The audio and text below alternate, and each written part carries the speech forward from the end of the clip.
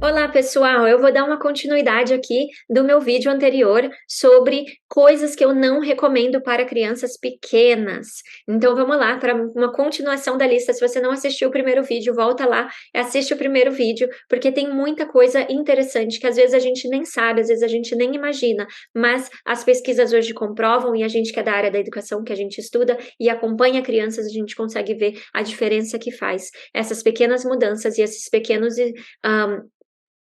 mau uso de objetos que estão atrapalhando e servindo de obstáculos para o desenvolvimento de muitas crianças no mundo, tá? Infelizmente, o mundo comercial, né, a indústria comercial, eles não estão trabalhando baseados no que é melhor para o desenvolvimento da criança, eles estão trabalhando com o que vende mais e com o que vai ser melhor para os pais, e nem sempre o que é melhor para os pais é melhor para a criança. Então, muitos dos materiais ou dos objetos que são comercializados para a criança, eles não são apropriados para o desenvolvimento da criança e para o bom desenvolvimento dessa criança. Então, muito cuidado, acompanhe aqui as dicas desse vídeo. Então, a primeira dica que eu vou dar para vocês é telas. Eu sei que é difícil, eu também sou mãe, eu sei o quanto a tela é tentador, porque a criança fica mesmo muito quieta na frente da tela.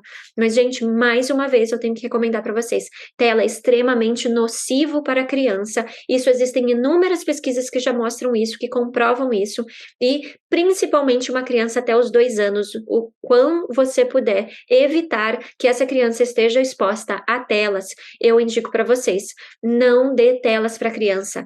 Telas, hoje tem pesquisas que mostram que ela tem os mesmos efeitos que a droga, a cocaína, tem num adulto. Então, você daria cocaína para o seu filho? Não. Então, não dê telas para o seu filho, porque é o que eu brinco, que é um feitiço que vira contra o feiticeiro. A gente faz ali, eu preciso de um tempinho, é o único jeito que eu sei que ela vai ficar quietinha, vou ligar. A gente liga, a criança fica quietinha, mas a criança vira um efeito bola de neve. Ela fica completamente dominada por aquela tela, ela fica viciada, ela vai continuar pedindo mais, quanto mais você pede, mais ela quer, e ela começa a perder a habilidade dela de se concentrar e de encontrar prazer nas coisas cotidianas, nas coisas mundanas, nos próprios brinquedos, nas próprias atividades, e isso vai atrapalhar lá no desenvolvimento dela quando ela entrar na escola, porque ela não vai ter concentração, ela não vai ter foco, isso vai atrapalhar para você vai começar a entrar num caso de barganha, em que tudo você vai fazer, você precisa negociar com essa criança, então você vai escovar o dente, você tem que botar tela, você tá num carro, você tem que dar tela, você tá num ônibus, você tem que dar tela, você tá numa fila, você tem que dar tela, isso vira um efeito, assim, muito, muito nocivo mesmo para a criança. Então, gente, telas não. Tela zero. A partir dos 2 anos, se você precisar introduzir a tela, não tem jeito, eu preciso de uma meia hora, que seja respeitando o mínimo possível, mas respeitando a recomendação da Organização Mundial de Saúde, de não passar de 2 horas diárias para a criança. Eu acho que 2 horas já é demais para uma criança muito pequena. Eu diria começar aí com 5 minutos, 10 minutos, no máximo meia hora, e eu recomendo que você faça isso em uma certa constância, dentro da rotina. Então, é somente neste horário do dia, ter o horário da TV ali, ou o horário da tela específico para essa criança, tá bom? Ao invés de você dar aleatoriamente ao longo do dia, porque isso vai gerar uma expectativa na criança de que ela pode ter a qualquer momento. Se ela pode ter a qualquer momento, ela vai começar a pedir a qualquer momento. E aí ela vai começar a insistir, e também, de novo, vai ser um feitiço que vira contra o feiticeiro. Ok? Outra coisa que eu não recomendo para crianças pequenas é a famosa cadeirinha de apoio, aquelas cadeirinhas que a gente põe para as crianças ficarem sentadas. Essas cadeirinhas, elas não são legais. Uma, porque a gente não quer que a criança fique contida, porque quando a criança está contida, ela não pode se desenvolver a musculatura, e ela vai ter um atraso aí no seu desenvolvimento. Então, o ideal é que essa criança fique o máximo possível no chão, para que ela possa desenvolver a musculatura e para que ela possa explorar aquele ambiente. Isso, claro, considerando que você precisa preparar esse ambiente em volta para que esse ambiente esteja seguro para essa criança. Se você precisar colocar essa criança numa cadeirinha, veja se essa cadeirinha é apropriada anatomicamente para a criança, de acordo com o desenvolvimento dela. Porque o que acontece? Muitas vezes a gente coloca as crianças antes delas estarem com a musculatura pronta para sentar na cadeirinha. Então a criança não consegue ainda sentar sem apoio, mas a gente usa da cadeirinha para que a cadeirinha segure ela sentada para cima. Isso é extremamente perigoso para a coluna vertebral da criança, para o desenvolvimento motor. Então, não faça isso, porque pode causar um prejuízo aí no desenvolvimento da sua criança, tá bom? Eu também não recomendo aqueles objetos que fica balançando, tá? Aqueles brinquedos que você põe a criança e ela fica balançando, que ela fica dando impulso, porque a gente também cria um hábito ruim na criança e é perigoso, pode causar acidente, que a criança, às vezes as crianças, elas bounce tão forte que elas acabam virando, então é perigoso, não é legal para o desenvolvimento da criança. Se você quer colocar a criança em algum determinado movimento, de repente você pode usar do recurso da rede, mas aí de novo a rede a gente tem que ter um certo cuidado também para que essa criança não caia dali, tá bom? Ou então, o que eu sugiro no lugar é você colocar essa criança no canguru, você carregar ela com você nas suas costas, que é como se fazia antigamente, né?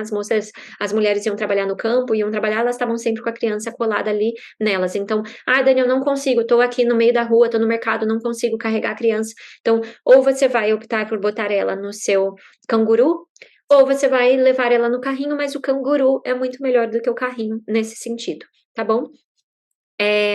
Outra coisa é você deixar a criança deitada por muito tempo em algum lugar, tá? Então, essa é aquela coisa que a gente coloca a criança da cadeira do carro para o carrinho, do carrinho para o berço, do berço para o carrinho, e a gente fica fazendo uma rotação, né? Não, coloque a criança no chão, tenha certeza de que essa criança está num ambiente, numa superfície dura, de preferência sem meia, aí uma referência do vídeo anterior, tá? Para que essa criança possa desenvolver a musculatura. O carrinho, ele é útil, sim, na hora que a gente está na correria, ou que a gente precisa ir para um lugar para o outro, que a gente está num passeio, em algum lugar aberto, mas tenha cuidado para que isso não vire a rotina da criança, para que a criança não fique ali por períodos prolongados de tempo, tá? E a partir do momento que essa criança começar a se movimentar, começar a andar, a minha sugestão é que você desça essa criança do carrinho à medida do possível, que você deixe ela caminhar, e você vá no ritmo dela.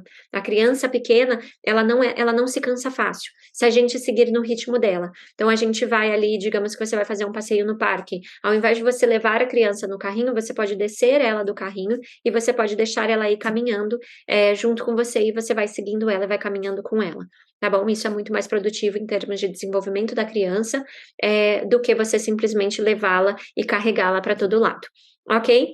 Outra coisa que eu não recomendo é você manter o embrulho do charutinho por muitos meses. Então, eu gosto de falar, né, é muito comum, é uma prática antiga, né, a gente fazer aquele charutinho, a gente fazer aquele embrulho para o bebê recém-nascido, quando ele está dormindo, porque ele tem ainda aqueles talos, né, ele tem aqueles reflexos que ele parece que ele está caindo e ele assusta e muitas vezes ele acorda, o sono fica atrapalhado. Então, os pais muitas vezes usam de recurso você amarrar a criança no charutinho para ela poder dormir.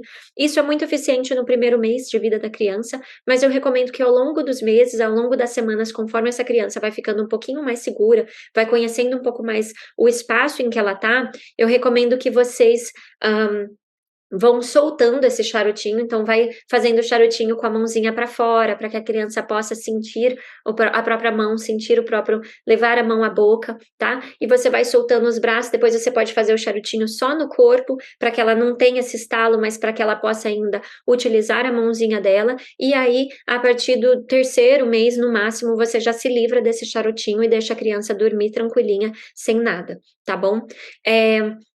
Outra coisa, o uso do travesseiro, a criança não precisa de travesseiro, normalmente eles recomendam o uso do travesseiro a partir dos 2 anos, se quiser, tem criança que nem liga muito para o travesseiro, se for usar na partir dos 2 anos, seja um fininho, prestar atenção ali na curvatura do pescoço da criança, para também não gerar nenhum desconforto, nenhum problema, mas a criança de menos de 2 anos, ela não precisa de travesseiro, ok? Outra coisa importante É o copo de treinamento.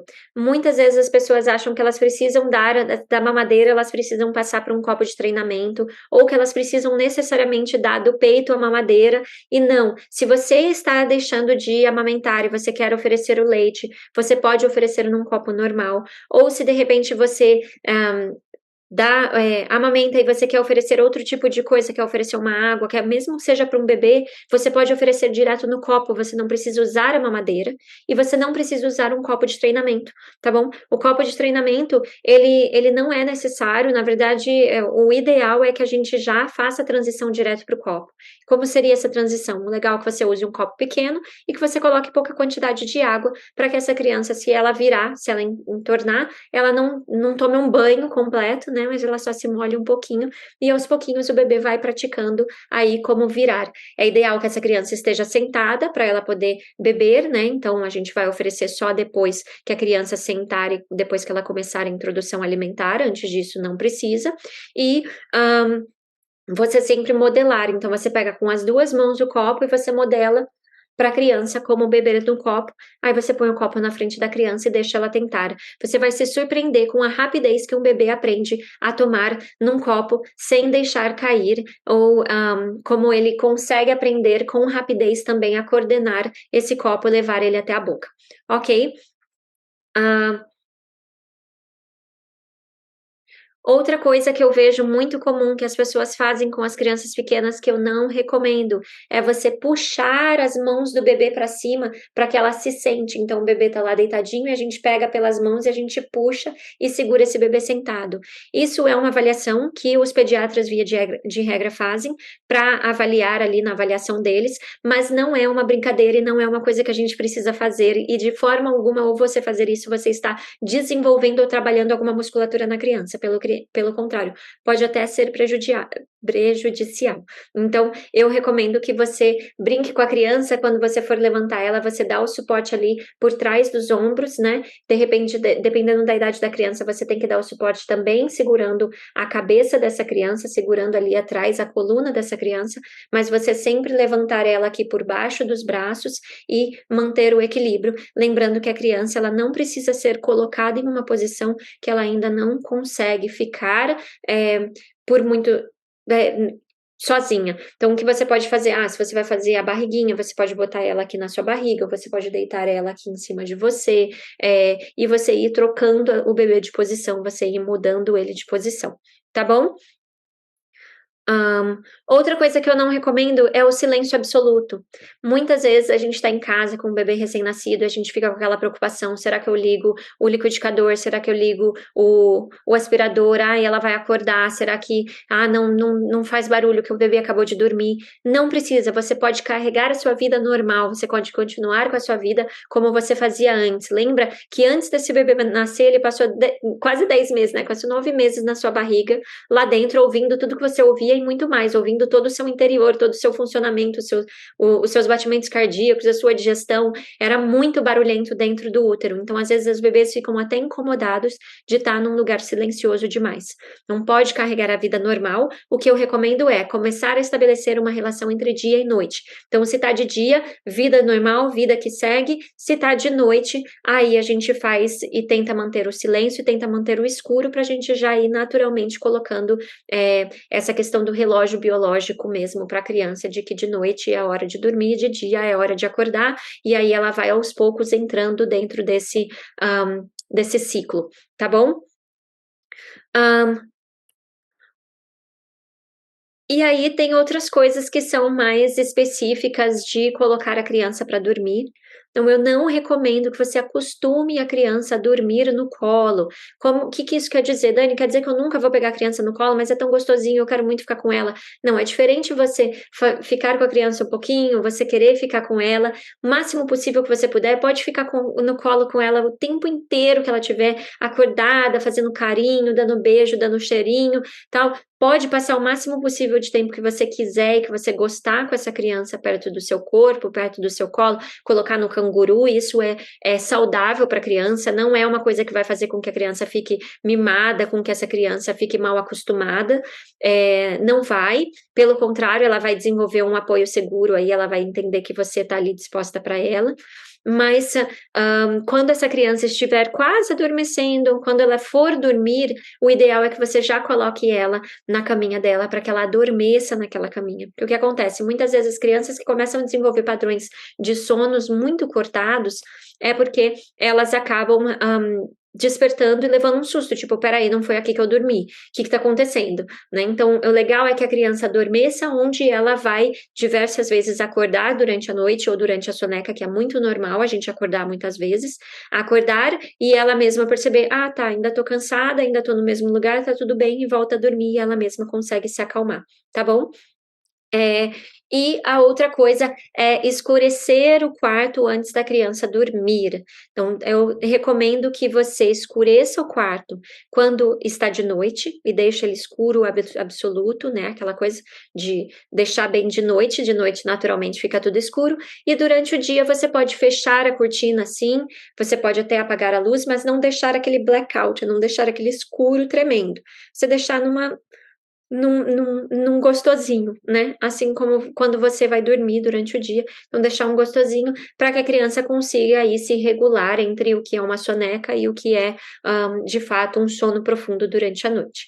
Tá bom? Eu espero que vocês tenham gostado dessas dicas. Se você tem alguém que possa gostar desse vídeo, encaminha para essa pessoa, curte os nossos vídeos, aciona o sininho aqui para você ter notificação quando vai ter vídeo novo e é isso, vamos dar a mais crianças um melhor começo e através da nossa autoeducação, através de buscar ser pessoas melhores e de buscar entender um pouco mais o que a ciência tem mostrado para gente, o que as pesquisas na área de educação têm apontado como mais efetivos para a criação da criança, tá bom? Até a próxima, pessoal. Muito obrigada.